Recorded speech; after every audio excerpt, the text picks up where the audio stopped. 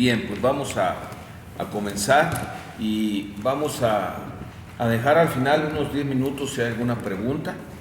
Ahí tienen todas las hojas, a un lado están en blanco, ahí pueden hacer apuntes o poner su pregunta para que no se les olvide. Amén. Aquí escribe. Si te falta alguna pluma o algo, pues con confianza por aquí conseguimos. Si quieres hojas blancas allá. Ok, bien, estamos nos quedamos en la página 9, estamos en el capítulo 2 del Nuevo Nacimiento, que es algo muy normal para nosotros hablar de él y que realmente necesitamos profundizar en él y estar recordando todo lo que conllevó para que ese nacimiento nuevo se diera. Hemos visto que es algo profético, que lo vemos en Ezequiel, en Jeremías, del nuevo pacto que Dios habla al pueblo de Israel, que vendrían tiempos donde Él pondría un nuevo corazón, un nuevo espíritu, y que eso es lo que hoy tú y yo estamos viviendo. Amén. Y que fue posible, obviamente, a través de Jesucristo, porque solo en Él está la vida. Y bueno, pues sabemos que es por fe y que es algo que realmente es la obra de Dios, pero es mi responsabilidad en esa nueva vida ahora empezar a vivirla, y de eso se trata el manual, ¿no? De entender lo que es la vida cristiana con un fundamento en las Escrituras. Amén. Veíamos pues que el mensaje del Evangelio lo vemos desde Juan, que es el que empieza a abrir el camino al Señor, el mismo Señor Jesucristo, y luego Pedro cuando empieza en la iglesia, y vemos pues que el mensaje sigue siendo el mismo: arrepentimiento, y que tenemos que en la gran comisión que ahí habla en el capítulo 2 del libro de Hechos, ¿sí? Lo que Pedro les dice: arrepentíos y bautícese cada uno, ¿sí? En el nombre de Jesucristo para perdón de los pecados, y recibiréis el don del Espíritu Santo. Ese don del Espíritu Santo es el que trae la vida, el que engendra la vida de Cristo en nosotros, y que no puede haber un nacimiento si no hay primero un verdadero arrepentimiento. Y creo que esto es muy importante, porque a veces nosotros creemos que porque alguien se bautizó, alguien hizo la confesión de fe, ya ese nacimiento es en automático. Pero no puede haber un nacimiento si no hay un arrepentimiento. Y no puede haber un arrepentimiento si no hay una convicción de pecado que solo el Espíritu Santo puede dar. Como ves, todo el inicio de la obra es del Espíritu Santo, es un milagro y es una misericordia que tú y yo tengamos pues ese regalo tan grande que es la vida. Amén. Entonces, cuando tú hablas de la vida cristiana, pues en este tema empieza con el nacimiento. Y hay 4 cosas que el verdadero evangelio provoca, o hay un resultado de cuando alguien realmente ha nacido de nuevo. El verdadero evangelio, repetimos, empieza con un arrepentimiento, viene el perdón y provoca, número 1, un verdadero arrepentimiento, ¿ok? De una manera, de un estilo de vida que empieza a cambiar la manera de ver las cosas, y que empieza a verse los frutos del arrepentimiento. No puede haber un verdadero arrepentimiento si no hay frutos de arrepentimiento, ¿ok? Entonces, el número 2 de lo que un evangelio correcto hace, ¿sí? Es que trae no nada más la salvación, sino que también trae el señorío de Cristo, ¿ok? Tenemos que agarrar el evangelio como es, no una parte porque nos gusta o se acomoda o se nos facilita. Y desgraciadamente ese es el evangelio que hoy en día a veces se está predicando o se está viviendo. No puedes separar la salvación con el señorío. El pueblo no tiene tanto problema con la salvación porque es por gracia, es por fe, lo dice Efesios 2, 8, 9, pero sí tiene problemas con el señorío. Y Jesús lo dice con mucha claridad: ¿por qué me dices Señor si no haces lo que te digo? ¿Ok? El señorío, los frutos del señorío es la obediencia. Así de sencillo. Amén. Los frutos de realmente la convicción de pecados es un fruto de arrepentimiento. ¿Ok? O sea, no puede separarlo. Y el señorío, por lo tanto, trae consigo la obediencia. ¿Ok? Número 3, viene la presencia del Espíritu Santo. Por eso decíamos en Hechos 2, arrepiéntanse, reciban el perdón y reciban el don del Espíritu Santo. ¿Ok?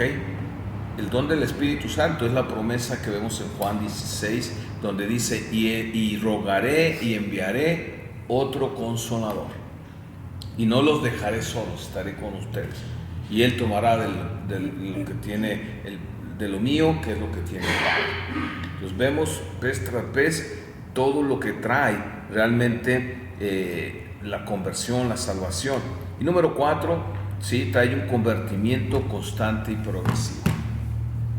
Volvemos a repetir, a veces nosotros al preguntar o al nosotros hablar el cristiañol, mezclamos las palabras con una facilidad que a veces nos roba la verdadera profundidad de las palabras. Normalmente cuando alguien o das un testimonio o le preguntas tú a alguien, normalmente cuáles son las palabras que usas para saber si alguien es cristiano. Una es, ¿eres cristiano? Otra es, ¿eres salvo?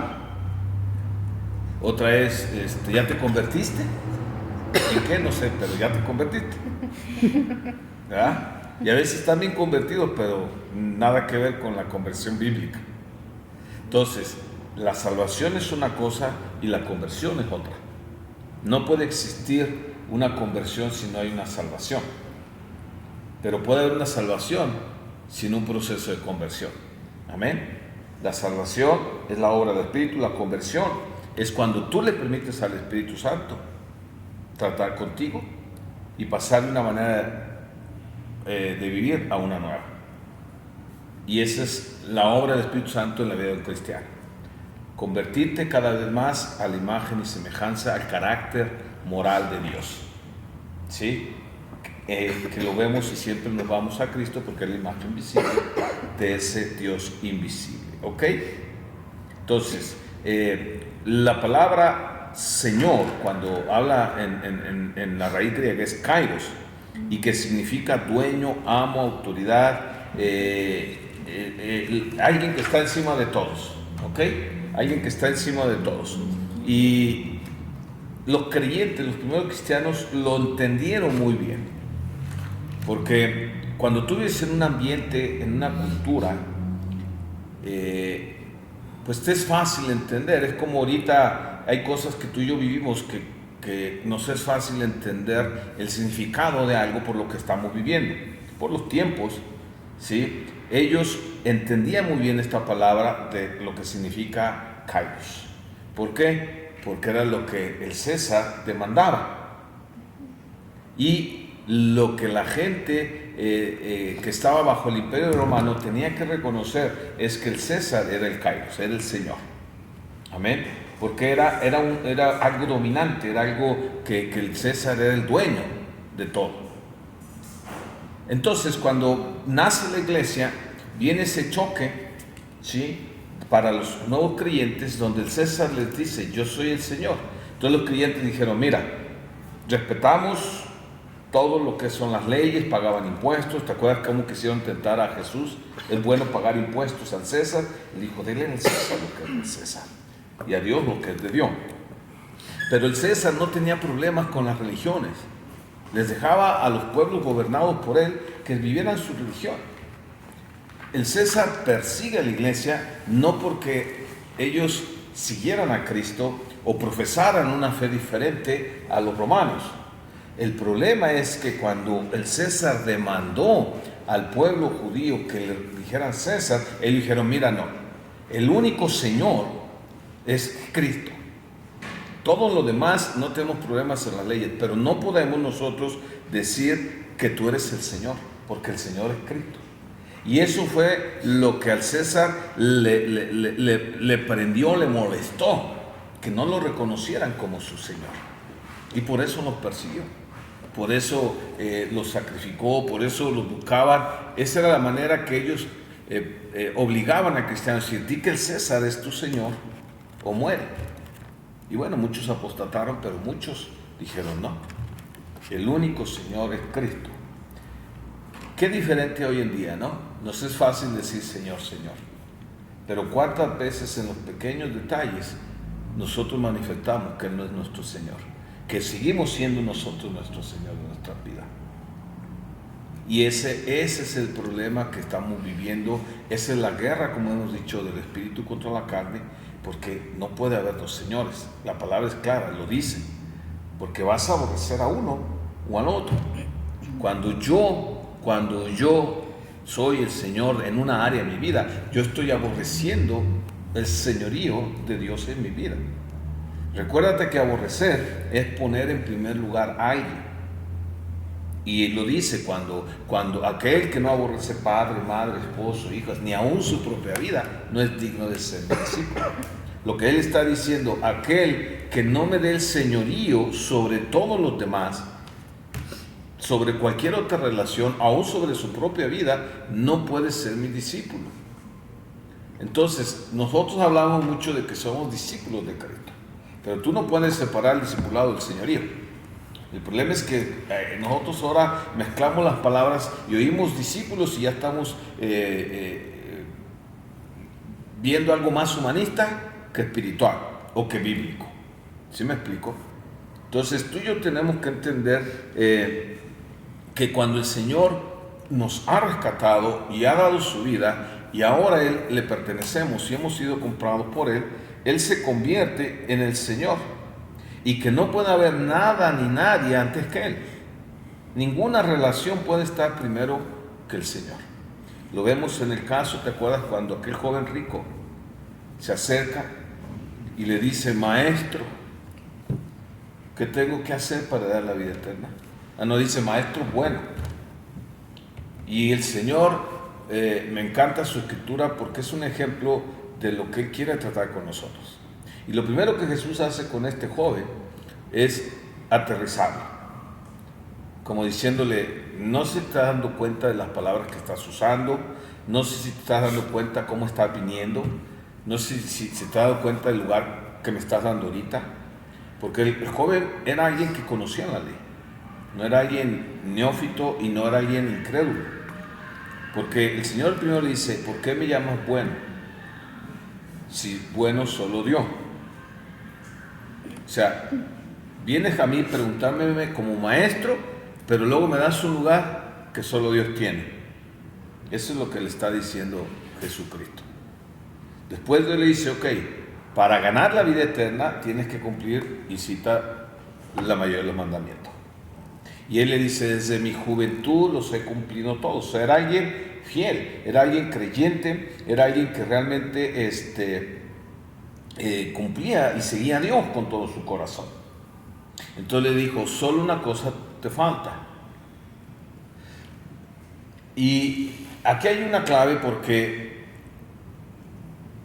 es necesario que el Espíritu Santo, porque quien estaba confrontando era Dios a este joven, es el único que conoce lo que hay en nuestro corazón y lo que nos falta entregarle al Señor. Y Él le dice: te falta algo, ve y vende lo que tienes y me sigues, ¿cierto o no? Y dice la Escritura que él se puso muy triste porque tenía muchos bienes. Yo creo que necesitamos de vez en vez y seguido estar preguntándole a Dios y permitirle al Espíritu Santo que nos diga qué nos falta. No para entrar al cielo o la vida eterna, porque esa es por medio de Cristo, pero qué nos está estorbando para esa relación con Dios, que vaya a un nivel más profundo, más íntimo, donde realmente Él se enseñoríe y se glorifique cada vez más a través de nuestra vida. ¿Qué nos falta? ¿Qué nos está estorbando que nos impide parecernos más a Dios en su carácter? El Señor dice que Él, viéndolo, lo amó, aunque sabía su problema. Y de la misma manera, cuando el Señor nos ve igual, nos ama. Y ese amor es el que le lleva a decirte, te falta esto, me estorba esto. Y es algo que toda la vida tenemos que tratar con él. Toda la vida, ¿por qué? Porque nunca va a dejar de haber cosas que nos estorben, aún aquellas que ya tratamos, que ya le entregamos, van a querer levantarse. Y si tú los dejas y te descuidas y les empiezas a dar un poquito, empieza a tomar cada vez más y cada vez más difícil de tenerlo. Y cuando menos esperas ya estás igual que antes. Aquello que hayas vencido hace años, o peor, ¿sí me explico? Por eso es que el Señor le dijo, esto te falta, porque Él sabía que era un estorbo. ¿Qué hubiera pasado si serían estos tiempos? Si alguien nos dijera a un pastor, oye, ¿qué me falta? Mira, pues te falta vender todo lo que tienes. Y lo dijera, no, pues ya me voy, o cualquier cosa que le pidiera. Yo creo que el pastor diría, ve, espérate, ven, hay algo que vamos a hacer. No seas tan dramático, ¿verdad? Quédate con todo, da poquito. O sea, qué sé yo, ¿no? O sea, pero el punto es que el Señor no ha cambiado. Y el Señor sigue demandando lo mismo. A lo mejor si lo hubiera vendido, a lo mejor si no estuviera estorbando, el Señor se lo hubiera dejado, que estuviera ahí, que lo conservara, porque muchos que seguían al Señor conservaban su riqueza. Es más, dice la Escritura que muchas mujeres usaban su economía para servir al Señor. Nunca se las pidió, nunca le dijo, ve y todo vende. ¿Sí me explico? Pero porque a ellas no les estaba estorbando. Entonces, cuando algo te pide el Señor, que te quede bien claro, es porque te está estorbando. No a Él, a ti y a mí. Cuando algo te pide el Señor, te está estorbando. Y luego volteamos y ¿por qué a mí sí, a Él no? Pues porque Él no le estorba. No es piedra de tropiezo para Él, porque no es algo que tenga un lugar. Y cuando tú tienes algo que no te cuesta y que en cualquier momento que el Señor te lo pida, se lo vas a dar, entonces el Señor te deja administrarlo como mayordomo. ¿Sí me explico? Porque sabe que en el momento que diga, entrégame esto, se lo vas a entregar. Pero cuando hay algo que te está estorbando, que realmente tiene un lugar muy importante, ten por seguro que el Señor va a empezar a demandar muchas cosas en esa área. Y no es que Él tenga preferidos unos y otros, no. Es por lo que hay en el corazón de cada uno de nosotros, lo que hace que el Señor trate de una manera diferente y varíe en sus demandas. ¿Ok? Entonces, nosotros tenemos que entender que no puedes seguir al Señor según tus propios términos, porque eso es lo que hacemos muchas veces. Al Señor se le sigue según los términos de Él. El Señor nunca se va a acomodar a nosotros ni se va a ajustar. Que a veces coincida es porque yo estoy haciendo lo que Él dice y coincide con lo que Él me está pidiendo. Entonces caminamos juntos de acuerdo, como dice Amos. Pero si hay algo que no está de acuerdo a lo que Él dice y a lo que Él ha establecido, Él no es alguien que se va acomodando a los tiempos. Él es el mismo de ayer, de hoy y de siempre. Él no cambia, amén. Él no cambia. O sea, Jesús quería que este joven estableciera los principios del reino. Fíjate la oportunidad que le dio, le dijo, sígueme. ¿Recuerdas a Mateo? ¿Era Leví? Sí. No, Mateo era otro. No, sí. ¿Es el mismo? Sí. Es que con esos apodos me hacen bola. Sí, es el mismo. Ah, ok. ¿Te acuerdas del publicano? O sea, era alguien que tenía mucha economía. Que les cobraban todo. Porque era gente muy rica. ¿Por qué? Porque hacía muchas tranzas con el cambio de moneda en el templo y los impuestos. Y por eso eran odiados por los judíos. Y no era cualquiera, porque si tú lees la historia, dice que hizo una fiesta, era uno de los principales publicanos. Invitó a muchos publicanos, por eso criticaron a Jesús. Pero él dice, cuando dijo, sígueme, él no empezó a guardar sus monedas, él se para y lo sigue. Y nunca más volteó para atrás. O un Saqueo, ¿recuerda? Que era otro publicano, que dijo, 4 veces voy a darle a la gente que le he robado. Y daré la mitad a los. O sea, ves la gran diferencia de lo que sucede en el corazón cuando tienen un encuentro con el Señor. Eso es lo que tú y yo tenemos que entender en este tiempo, a través de este manual, que la vida cristiana, ¿sí?, es como Cristo dice, por eso se llama vida cristiana, ¿ok? Pero que yo puedo vivirla a mi manera. Por muy cristiano que sea, porque soy salvo, no cambia, ¿sí? Ni va a depender de nada. O sea, Dios en cualquier momento, tú y yo tenemos que estar para responderle, aquí estoy. Y no como aquellos que dice la misma escritura que Dios hizo un llamado y uno dijo, espérame, deja ir a enterrar a mi padre, otro dijo, déjame ir a hacer esto. O sea, y muchas veces yo necesito saber en qué posición está mi corazón.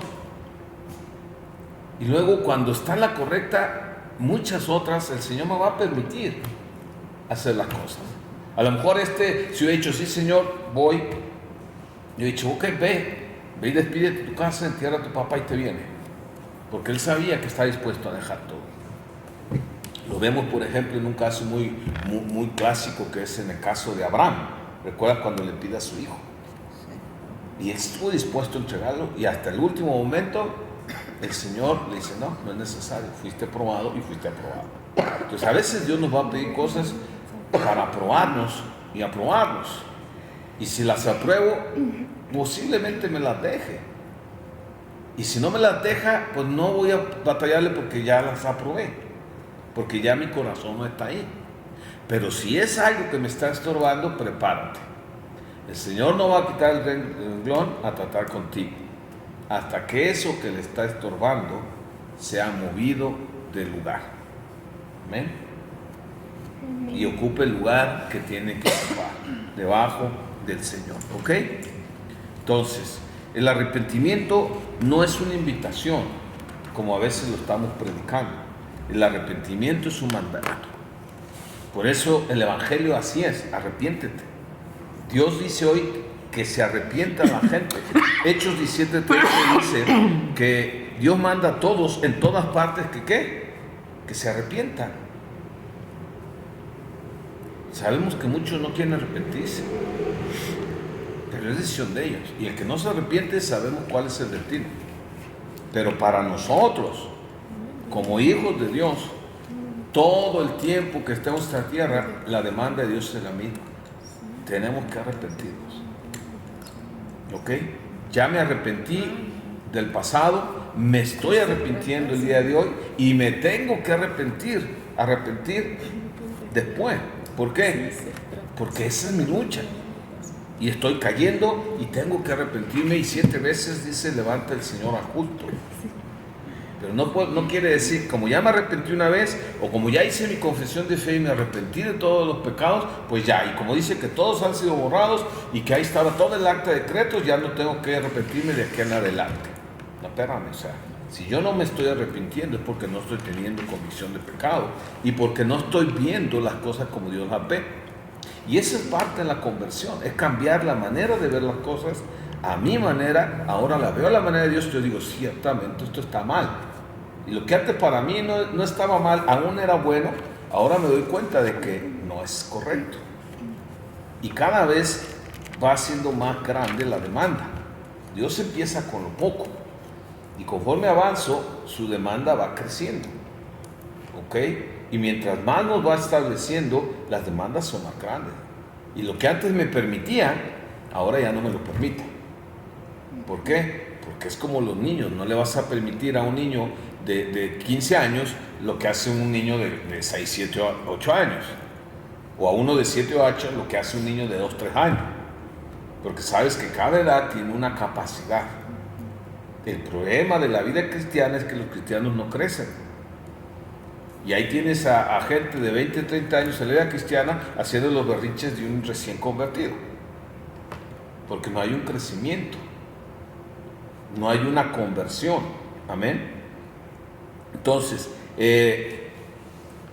cuando tú estás entendiendo que hay cosas que no son negociables para Dios, y mientras creas que sí pueden, eso va a ser un problema para nosotros. Y nos damos de topes. Es como lo que le dijo a Pablo, cosa dura te es dar cosas con el aguijón. O sea, imagínate querer ganarle al Señor, pues no. Entonces, cuando tú y yo hablamos del evangelio correcto, es cuando le permites a la gente, por medio de la Escritura, entender su condición delante de Dios, pero que hay una buena noticia. Por eso se llama buenas nuevas, que hay algo que el Señor ya hizo y que conviene, y no hay cosa a medias con el Señor. Si decides seguir al Señor, es entender que Él es el Señor y nosotros somos los siervos. Amén. Imagínate que alguien se va a casar y ahí está en el altar, ¿no? Como ahora que casamos allá, bueno, no fue casorio, fue renovación de voto, pero hace unos meses casamos acá los jóvenes de acá. Imagínate, Sarita, que ahí estaba Gabo delante de ti. ¿Te acuerdas ese día? Sí. Bien guapo acá el Gabo, Sí. todo nervioso. Y que dijera, acepto esta mujer como mi cocinera personal. La acepto como esa que me lava los botones y que me va a atender y que me va a aguantar. O sea, ¿qué dirías, Sarita? ¿Lo aceptaría? No, o sea, ¿cómo? Y yo me comprometo a estar con ella la mayor parte del tiempo, a serle fiel casi todas las veces. Es más, te lo voy a poner más fácil. Que te dijera, mira, Sarita, me comprometo a 364 días del año serte fiel hasta con pensamiento, nomás un día le voy a dar rienda suelta. ¿Lo aceptaría? No. ¿Cómo nos atrevemos nosotros? Porque nosotros sí nos atrevemos con el Señor. Y no un día, todos los días. Y a veces oramos como si el Señor fuera nuestro genio o nuestro siervo, como si trabajara para nosotros, como si le estuviéramos haciendo un favor, como si tuviera que convencerme cada día. Eso no es la vida cristiana. Amén. Dios no ha cambiado. O sea, ¿recuerdas cómo te dice ese pasaje de Saqueo? ¿Recuerdas cómo iba el alboroto en la calle? Y Saqueo, pues era chaparrito, imagínate, en casa, ¿no? Y tuvo que ir a subirse a un sicómoro por allá para poder ver a Jesús. Y se acerca el Señor. Imagínate si fuera este tiempo y fuéramos nosotros los que estuviéramos haciendo la invitación a Saqueo, cómo predicamos, ¿no? Ya me imagino ahí al pastor Lalo, Saqueo, qué gusto conocerte, he escuchado que tú eres alguien prominente, ¿no? O sea, ¿pudieras bajarte y hacerme el favor de invitarnos a tu casa? Quiero compartirte algo, la buena nueva. ¿Qué hizo el Señor? Saqueo, bájate. Me es necesario ir a tu casa hoy. O sea, le ordenó que fuera. Ahora imagínate, llega ahí la escena, ¿no? Y llega Saqueo con el mundo de Jesús y los apóstoles y los gorrones, ¿no? Vieja, ya llega ahí. Y la señora sale y ve, ¿qué es esto? Venimos a comer. A ver, Saqueo, ven para acá, mijito. O sea, ni siquiera me avisaste que ibas a invitar gente. Espérate, ni siquiera yo le invité, él se invitó. Y no nomás eso. Mira todo lo que trae. O sea, imagínate cómo sería ahorita. El Señor no iba con media tinta. Él llegó y hacía las cosas que tenía que hacer. Ahora imagínate, se quedó, bueno, Señor, ¿qué quieres? Es importante, porque traigo la agenda muy apretada. A lo mejor te puedo dar una media hora, ahí en el VIPS, en el Talks, y a ver si me conviene lo que me estás diciendo. Dime si no, a veces así andamos detrás de la gente, queriéndolos nosotros convencerlos. Mira, el Señor no ocupa de tu ayuda ni de la mía. Romanos 1:16 dice que hay poder en el Evangelio. Amén. para salvación. Amén. Y te dice, para el que cree, y el que no, está condenado. Y no ocupas ayuda, no ocupas hacer cosas fashion, no ocupas nada más que el Evangelio, porque dice en el Evangelio la justicia de Dios se revela por fe y para fe. Porque la obra es del Espíritu Santo, no es tuya convencer. La tuya es decir lo que Dios dice, y Dios manda que te arrepientas. Dios manda que le conozcas.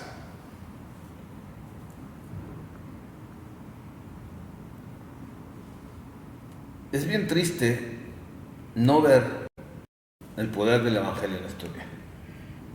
Y entonces la gente llega a la iglesia con motivos incorrectos.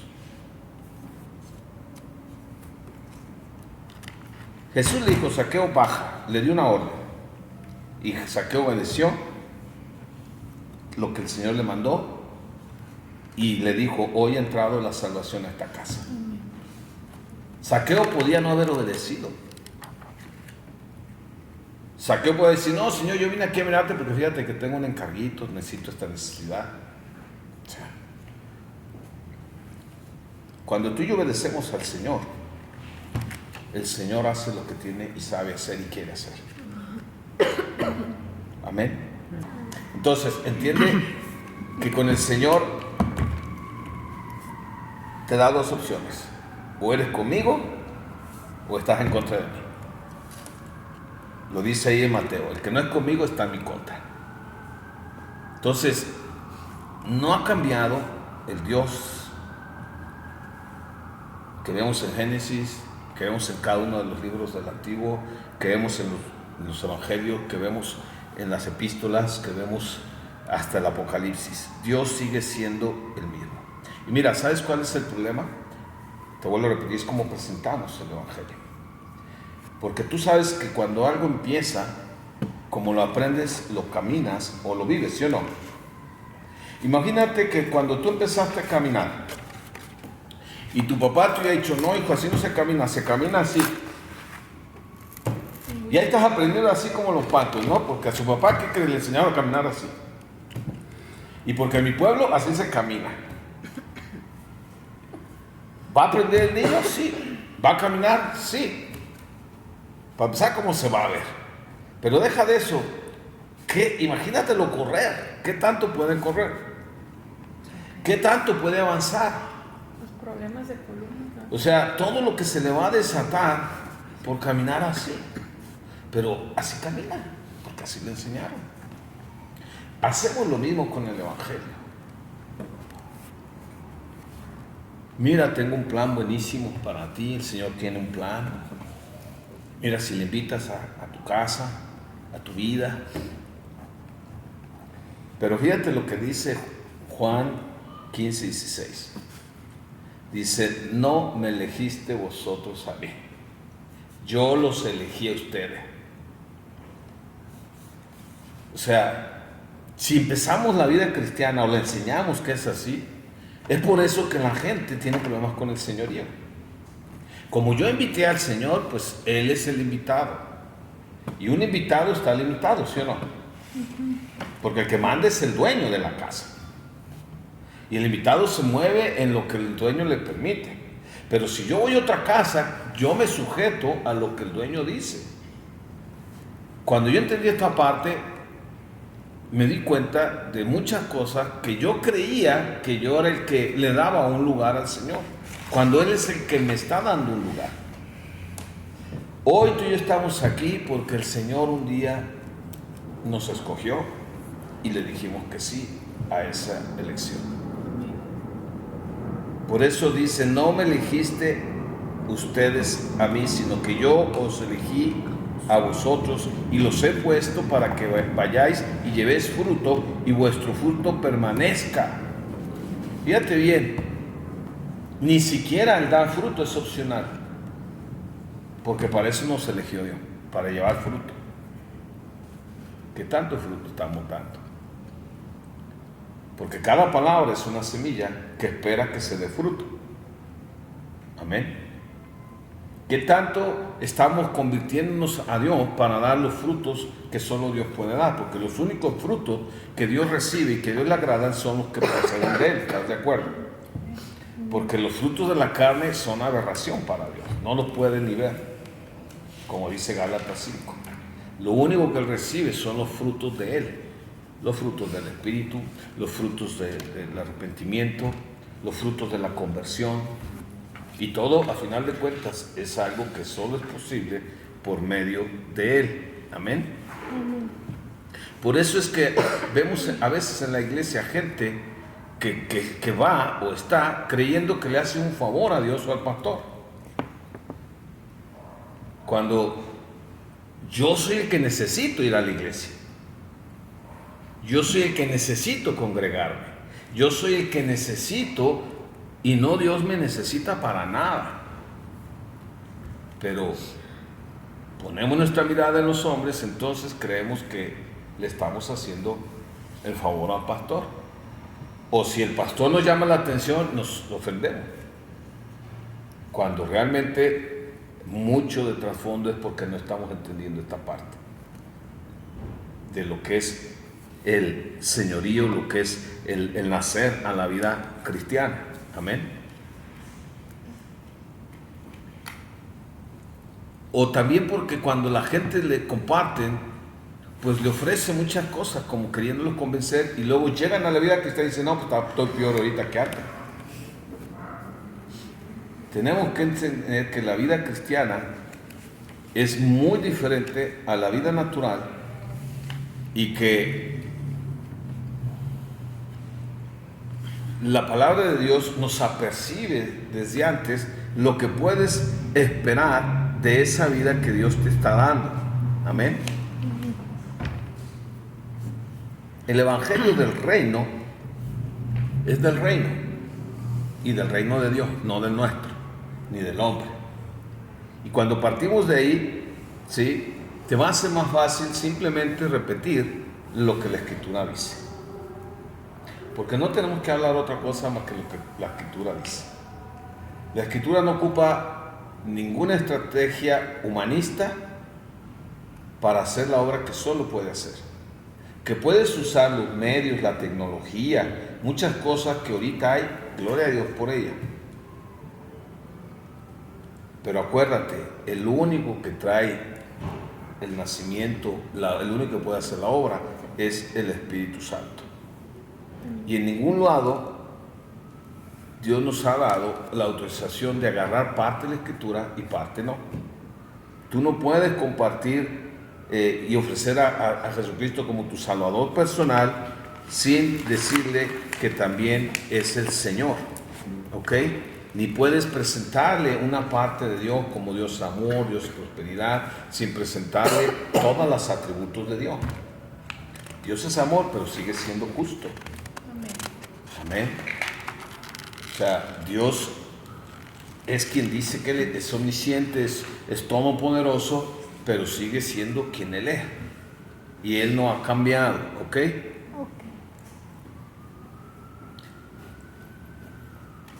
Imagínate que Jesús en su tiempo les hubiera dado opciones a los discípulos. Les hubiera presentado un evangelio donde ellos pudieran escoger parte de ese. ¿Qué tipo de mandamientos escojo?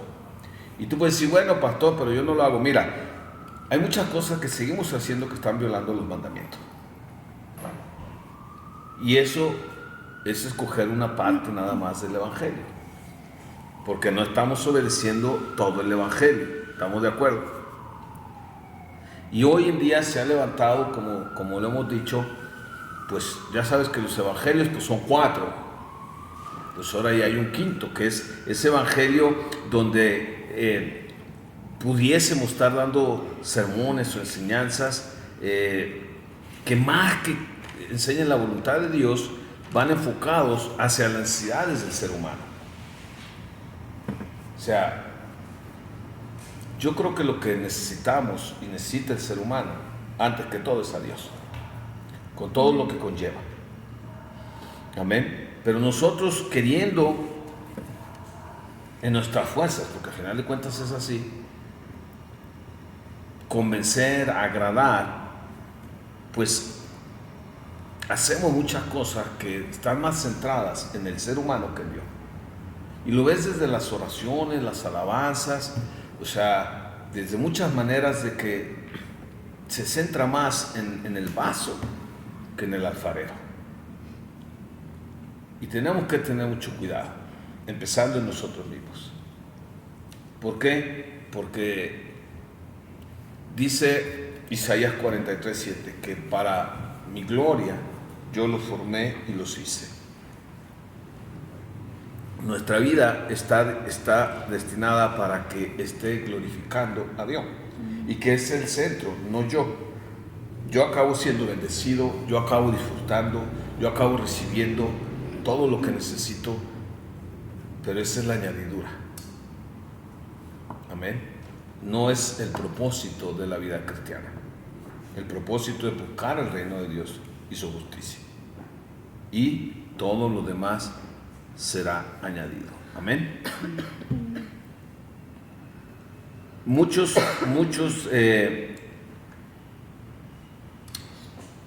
a veces nos quedamos nada más con los versículos que nos gustan, con los que nos dan promesa, con los que nos ayudan para ciertos momentos que estamos pasando. Y gloria a Dios por todos, porque están dentro de la Escritura. Pero normalmente los que menos nos gustan son los que más necesitamos. ¿Por qué? Porque dice Pablo a Timoteo, toda Escritura es inspirada por Dios, útil para enseñar, para redarguir, para corregir, para instruir en justicia. Ese es el propósito de la Escritura. Y si tú te fijas, esas 4 partes normalmente no son agradables para la carne. Pero hay un propósito, porque dice en el siguiente verso 17, a fin de perfeccionar al hombre, a la mujer de Dios y prepararlo para toda buena obra. Recuérdate que la Escritura es para el cristiano, no es para el incrédulo, porque el incrédulo no la puede entender, porque se ocupan de discernir espiritualmente, y solo el que tiene el don del Espíritu puede discernir en el Espíritu la palabra que fue inspirada por el Espíritu Santo. Amén. Necesitamos darle vueltas a nuestra vida de una manera más escritural, más bíblica.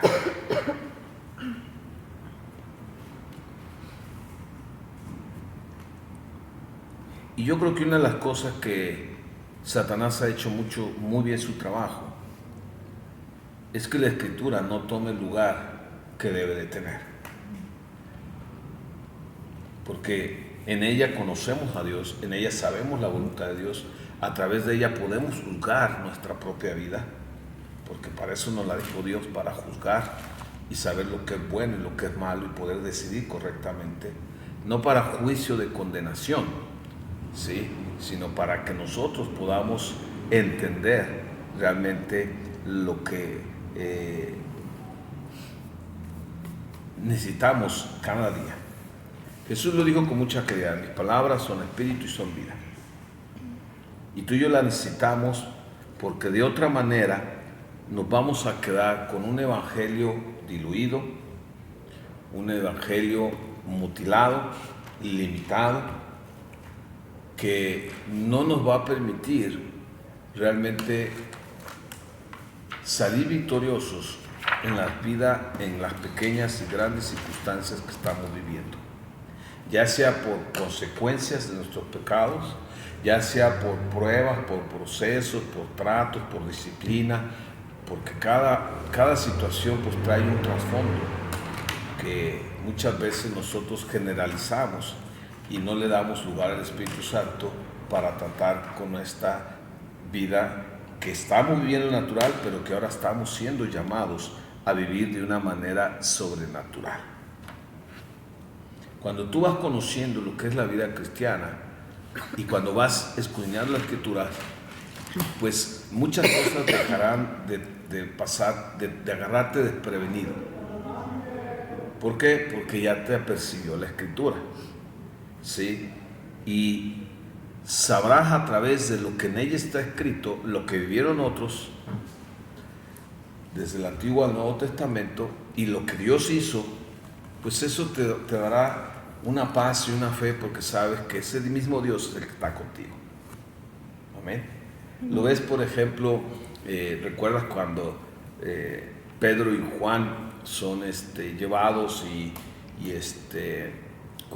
cuando oran por el cojo, y que varias veces se han dicho que no predicaran el nombre, y que los amonestaron y en algunas ocasiones azotaron, y que cuando ellos salen, dice que salen ¿qué?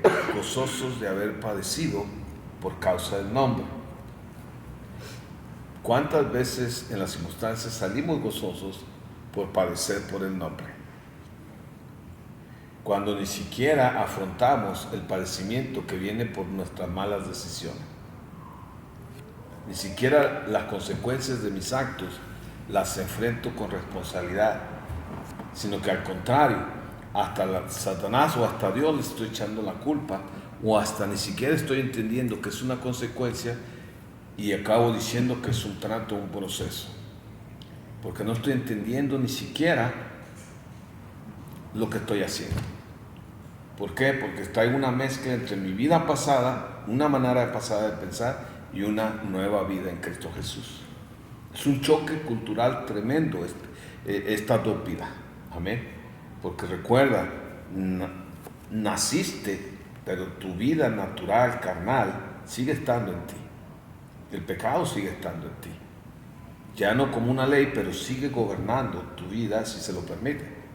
Entonces, si yo le doy opción a tomar partes del Evangelio como si fuera algo que es posible, y cuáles sí me obligan y cuáles puedo desechar, pues imagínate entonces qué crees que va a hacer ese corazón engañoso y perverso que tenemos. Va a tomar un Dios a su imagen y semejanza y no a lo que Dios es. Amén. Entonces, entendamos pues que hay una vida nueva en ti, que es la obra del Espíritu Santo, y que esa vida tiene que vivirse como Dios dice, y que así como la vida natural tiene etapas y un proceso, en la vida espiritual es lo mismo. Amén. Bien, aquí le vamos a dejar. El siguiente tema es el 3, y no sé si hay alguna pregunta, alguna duda, déjenlo ahí. Bueno, ahorita si quieren tenemos unos minutos, si después sale, súbanlas a YouTube, en los comentarios. De todos modos el precio es el mismo, no les vamos a cobrar más de lo que ya les estoy cobrando, entonces déganlos con confianza. Amén. No sé si hay alguna pregunta, también los de allá pueden preguntar, o los de aquí, alguna duda. Yo tengo una duda. Acá hay una duda, yo tengo muchas, dime.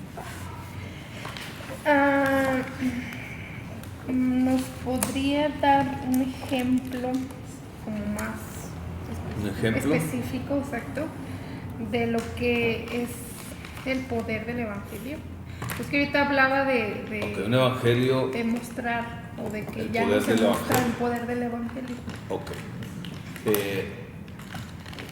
Sabemos que el único poder que hay realmente es el que viene de parte de Dios. Entonces, cuando tú hablas a alguien lo que la Escritura dice,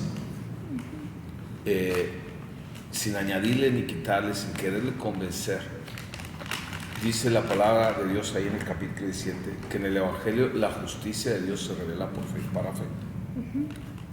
Y la justicia de Dios obviamente es Cristo, porque en Cristo toda la justicia de Dios cayó. Cuando tú hablas de justicia es porque estás haciendo un juicio. Y por eso el Evangelio empieza y dice, arrepiéntete. Entonces, sé que no es fácil, pero yo creo que la gente necesita escuchar lo que el Evangelio es, y ahí está en el poder, porque es el que se va a encargar de estar sí, pero aún de inquietar. Por ejemplo, Tú sabes que lo que la gente necesita es a Cristo. Entonces, cuando alguien tiene problemas, el único que puede hacer algo es Cristo. Sí. Entonces, pero si tú le enfocas a que él necesita a Cristo para su problema, ya empezamos a desviar el poder del Evangelio. Pero si tú le dices, ¿sabes qué? Tú ocupas entregarle tu vida a Cristo, porque tu problema que tú dices es el menor de tus problemas. Si tú empiezas a citar la Escritura, entonces es el Espíritu el que está hablándole a la gente, no son tus palabras, porque luego mis palabras es donde la gente puede agarrar para agarrarse, y el enemigo lo va a usar. Yo recuerdo en una ocasión cuando Dios trató conmigo esa parte, que tratas de compartir y tratar de convencer. Y le dije, no, es que mira, le metes parafraseado, le pones tu opinión. Y recuerdo que él me dice, bueno, ¿y usted qué opina de esto? Y no, pues yo opino así. Y después el Señor me dice, ¿y de cuándo acá tú tienes opinión? ¿Quién te dijo que tú tienes opinión en este asunto? La única opinión que vale es la mía. Entonces tú citas mi opinión y mi opinión está en la Escritura. Simplemente cita las Escrituras, hay poder en ella. ¿Sí? Y lo ves a través de eso. O sea, el Señor, Juan el Bautista, los discípulos, ¿cómo predicaron? Si tú te fijas y analizas la predicación de Pedro, Pedro simplemente le permitió al Espíritu Santo hablar por él. Vino el poder, porque el poder del Evangelio está en el Espíritu Santo. Por eso les dijo, no se vayan, no me sean testigos, que era el mandamiento, hasta que reciban el poder. Ya habían recibido el Espíritu Santo. Porque en Juan 20, cuando el Señor se les aparece la primera de la semana, les dijo, en medio se apareció y dijo, pasa a vosotros. Y soplando les dijo, reciban el Espíritu Santo. Pero él le dijo, no se vayan hasta que venga poder. El poder es el Espíritu Santo manifestándose. Sí, ahí entran los dones, milagros, señales, pero realmente el poder era para testificar. Y Pedro lo único que hizo, sí, es que el Espíritu Santo trajo el poder para que entendieran lo que necesitaban escuchar, que era el Evangelio. Fue el único milagro que sucedió ahí, fue que todos pudieron y Dios se maravillaban, que les entendían. Y Pedro lo único que hace es empezar a contar la historia que había pasado con Cristo. No le puso más. Y ahí hubo dos grupos, que unos se burlaron y otros dice que su corazón se entristeció, se apachurró y les dijo, ¿qué hacemos? Bautícense. El segundo, y dice que ahí fueron como 3 milagros. El segundo fue cuando vieron ¿cómo se llama? La sanidad del cojo. Y cuando lo quisieron alabar, dice, bueno, ¿y por qué ponen su mirada en nosotros? Y empieza a citar casi lo mismo que en el aposento. La historia de Cristo. ¿Sabes qué? A ese que ustedes criticaron, Dios lo envió para salvación, para perdonar los pecados. Es lo que la gente necesita escuchar. Y necesitamos empezar a poner más nuestra fe en el Evangelio, en la palabra de Dios, que nosotros. ¿Sí me explico? O aún en las señales. Si ocupas señales para llamar la atención, Dios las va a hacer. Porque para eso son las señales y los milagros. Porque dice, y estas señales seguirán. O sea, el Señor sabe cómo llamar la atención. A veces es un milagro de sanidad, a veces es una palabra de ciencia, a veces puede ser una palabra de sabiduría, a veces puede ser una revelación de espíritu, qué sé yo. A veces puede ser simplemente los otros dones, los que hablan en Corintios y en Romanos del Padre servicio. A veces Dios usa algo que hiciste, un apoyo, una ayuda, una sonrisa, qué sé yo. O sea, Él sabe cómo atraer la atención de alguien, pero lo que la gente ocupa escuchar es el Evangelio, es la palabra. Y la palabra dice que necesitamos a Cristo, que es el único nombre dado a los hombres en que podemos ser salvos, y que todo mundo necesita esa salvación. ¿Me explico? Y confiar más en eso, en que es el poder del Evangelio. Recuerdo un testimonio de Paul Washer, que dice que andaba en Alaska, no sé, y que pues tú ahí ya cuando se iba a ir, que ya sería su avión, le dijo a un hombre que se había entendido que él era, no me acuerdo qué parte de la escritura citó, que era un pecador y que estaba a nacer de nuevo, que Cristo era el único camino. Y dice que pues que sí lo entendía, pero no. Entonces cuenta él que él no se podía regresar así. Entonces perdió el vuelo y se quedó con el Señor. Y dice que durante el día le estuvo lo mismo, ese pedacito, ¿sabes? Hasta que un día dice, le entendió y entonces realmente vino esa conversión. Dice, era el único papá hoy, yo no hice más que esa. Y el otro ya lo entendió, y estuve orando y orando. O sea, la obra es del Espíritu.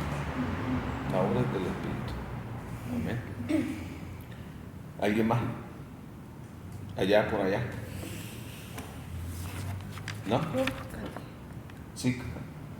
¿Cuáles son los frutos del arrepentimiento? El fruto del arrepentimiento.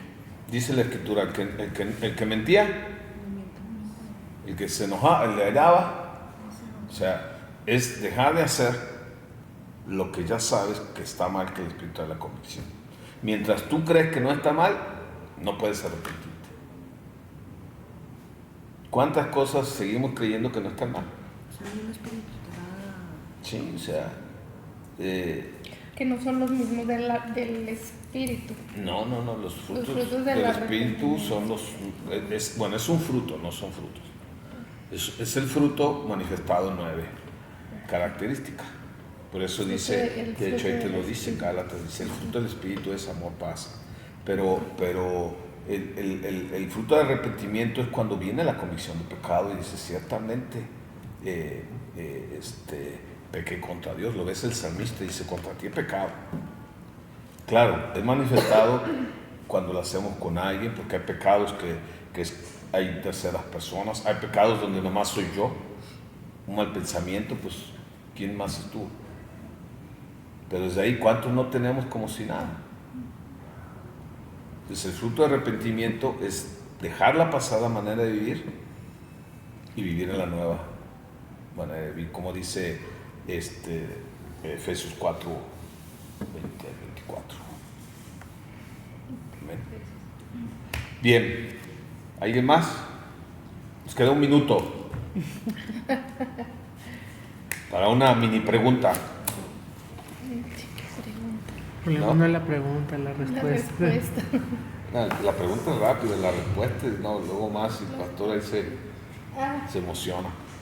Bien, amados, pues vamos a orar y a dar gracias y nos quedamos entonces en el capítulo 3. Amén.